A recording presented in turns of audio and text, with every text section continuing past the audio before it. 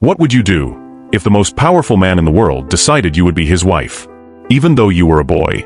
This isn't fiction. This is the true story of Emperor Nero, the ruler who burned Rome, murdered his pregnant wife, and then tried to bring her back to life by forcing a boy to become her. Imagine being so powerless that your own body isn't yours anymore. You're told who to be, what to wear, even who to love. That's what happened to a boy named Sporus, a child caught in the madness of Rome's most dangerous emperor. Why did Nero do it? Guilt? Grief? Or something far darker? Some historians say this single relationship exposes how power can twist love until it becomes unrecognizable. In the next few minutes, you'll discover how this scandal shocked the Roman elite, how one boy became a living ghost of the woman Nero killed, and why historians still whisper his name today. The emperor's wife wasn't even a woman.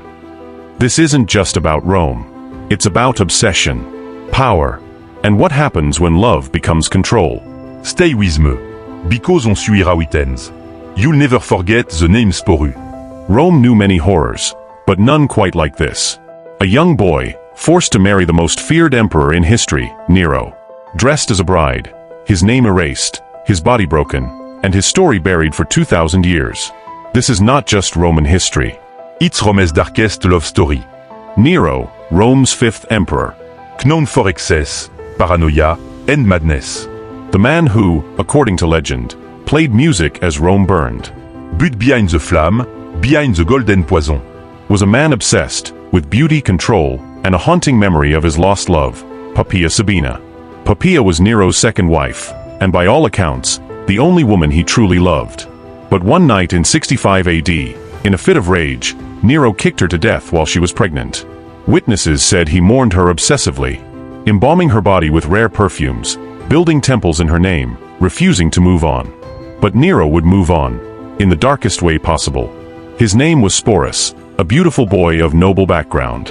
Ancient sources describe him as gentle, delicate, and strikingly feminine. To Nero, he was more than just a servant. He was an opportunity, a chance to bring back Poppaea from the dead. Nero ordered that Sporus be castrated, dressed in fine women's clothes, and paraded before Rome. Not as a slave, but as a wife. In a public ceremony, Nero placed a bridal veil over Sporus's head. The Roman elite watched in silence as the emperor married the boy in front of the empire's gods. Sporus received all the titles of an empress, and Nero called him Poppaea. Even in madness, an emperor cannot love the dead. Sporus lived as Nero's consort, attending feasts, sharing his bed, and appearing beside him in public. He was treated like a woman, spoken to like a wife, but trapped in a nightmare of luxury. Rome whispered. Some pitied him, others mocked, but no one dared to intervene. In 68 AD, Nero's empire collapsed. The Senate declared him a public enemy. Betrayed and hunted, Nero fled with only a few loyal followers, including Sporus. When the soldiers closed in, Nero whispered his final words. "What an artist dies in me." He took his own life, and the boy he called wife watched it happen. A single whisper, now what becomes of the bride without her husband? After Nero's death, Rome was in turmoil. Yet Sporus's beauty and fame didn't fade. Two powerful men, Otho and Vitellius, took him as their companion. Otho even called him Poppaea too, just as Nero had. History repeated like a curse. When Emperor Vitellius seized power, he saw Sporus not as a person, but as a spectacle.